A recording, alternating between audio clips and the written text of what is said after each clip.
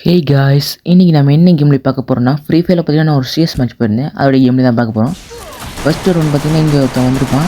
டாக்ஸியை கரெக்டாக போட்டுட்டு டக்குன்னு பார்த்தீங்கன்னா அவனை நாக் பண்ணிட்டேன். நானும் என் ஃப்ரெண்டு சொல்லி. ஆனால் அந்த ரவுண்ட் பார்த்தீங்கன்னா பேருந்து தான் போய் அடிச்சுக்காங்க. என்ன பண்ணுறது, பேருந்து இங்கே ஒருத்தனா அவனை அடிச்சுட்டு நாளைக்கு இவன் பார்த்தீங்கன்னா டாக்ஸியெல்லாம் போட்டு வந்தான். கடைசியாக அப்படியே அழுத்தி முடிச்சிட்டேன். பேருந்து இங்கே ஒருத்தன் என் ஃப்ரெண்ட் அடிச்சுட்டு இருந்தேன். இவனையும் பார்த்தீங்கன்னா கடைசியாக நாக் பண்ணிச்சு. அப்படியே என் ஃப்ரெண்டெல்லாம் நாக்கி விட்டானுங்க. இங்கே ஒருத்தன் இருந்தால் என்கிட்ட ஹெச்பி கம்மியாக இருந்துச்சு.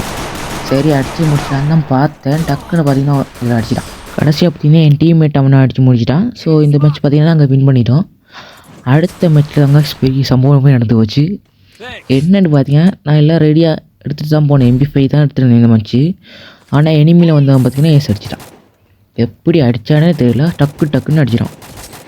சரின்னு அடுத்த ரவுண்டு பார்த்தீங்கன்னா அவனே தான் திரும்பவும் ஏஸ் அடித்தான். என்னடா இது, விட்டா தோற்றுரும் போலேன்னு பார்த்துட்டு இருந்தேன். சரின்னு அடுத்த ரவுண்டு பார்த்தீங்கன்னா நான் பார்த்தீங்கன்னா என்ன எடுத்திருந்தேன்டா, இது ஸ்னைப்பர் எடுத்திருந்தேன். ஸோ அந்த ஸ்னைப்பர் எடுத்துகிட்டு நான் வெயிட் பண்ண ஆரம்பித்தேன். ஸோ அப்படியே பார்த்தீங்கன்னா ரவுண்டும் ஸ்டார்ட் ஆச்சு. நம்மளோட டீம்மேட் பார்த்தீங்கன்னா இந்த சீட்டில் போக ஆரம்பிச்சிட்டாங்க. என் ஃப்ரெண்டு பார்த்தீங்கன்னா ஆஃப்லைன் போயிட்டான். அதனால் நான் இங்கேருந்து என் ஃப்ரெண்டு அடிக்கவும் ஆரம்பிச்சிட்டானுங்க. எங்கேருந்து அடிக்கிறான்னு கண்டுபிடிக்க ஆரம்பிச்சு டக்குன்னு நாக்கம் ஆகிட்டா. இங்கேருந்து அடிக்கிறான்னு பார்த்துட்டே இருந்தேன்.